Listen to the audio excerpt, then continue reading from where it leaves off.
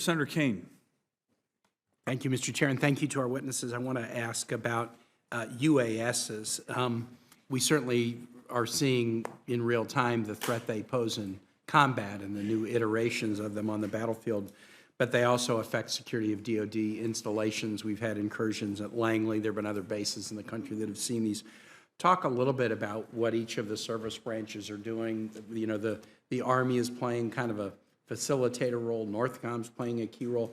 But what are you doing with respect to installations, both at home and our installations abroad, to be more really kind of on the leading edge of best practices for UAS incursions? Senator, I appreciate that question very much, especially given my last role in which that was a singular focus that I was working there in Florida.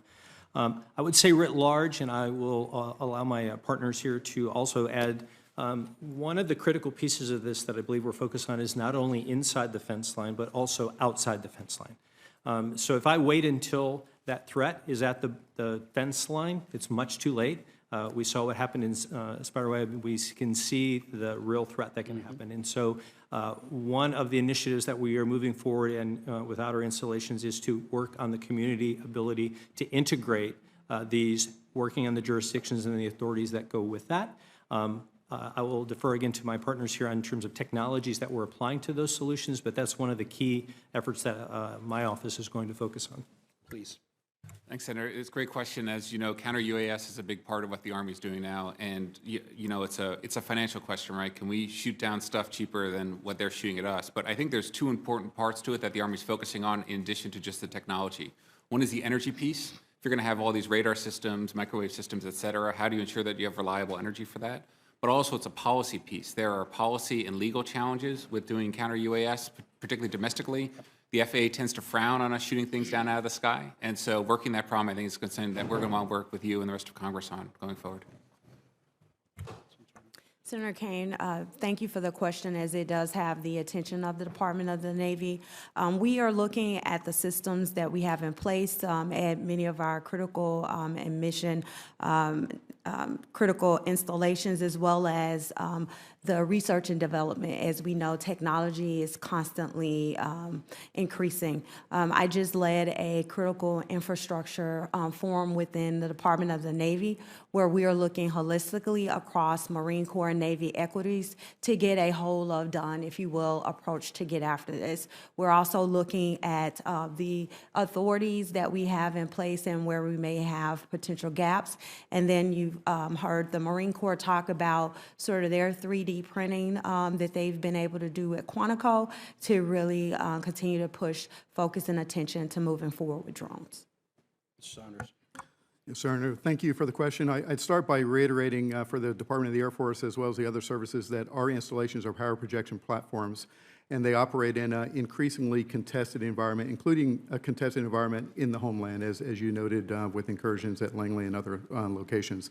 So the department is obviously heavily invested in working and partnering with the Joint Counter Small UAS Office, the sister services, and looking at all options, both kinetic and non-kinetic solutions, and ensuring that we develop solutions that are nested in a broader air-based defense and air-based air and ballistic missile defense framework. And that's headed through our Air Force side, on the Air Force side through the A3, but it includes stakeholders across the Department of the Air Force. You know, if I could just say to my Senate colleagues here, the Langley incursions were maybe 18 or 19 months ago. And we've been together in sort of the skiff where we've tried to get information about, do we know the origin? No, even though it was 19 nights in a row. It wasn't just like one night. We still haven't really been given very good information about it. And maybe it's hard to come upon that information now, but the same issues when we asked 19 months ago, well, the FAA doesn't like us shooting stuff down, you know, outside of base. Of course they don't. Local government, I got this mayor, you know, of Hampton, okay, he doesn't want that.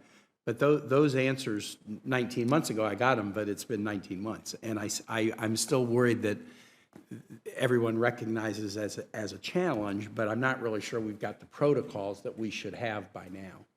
And I'm going to add to it, I was at one of our major defense contractors in Virginia. I don't need to name them, but they said they have drone incursions around their perimeter a lot. People trying to see what's going on. what do? We call the service branch that we're contracting with, and we let them know, and they say, thanks, we're glad you let us know. But there's not that much done beyond a phone call and, okay, thanks for letting us know.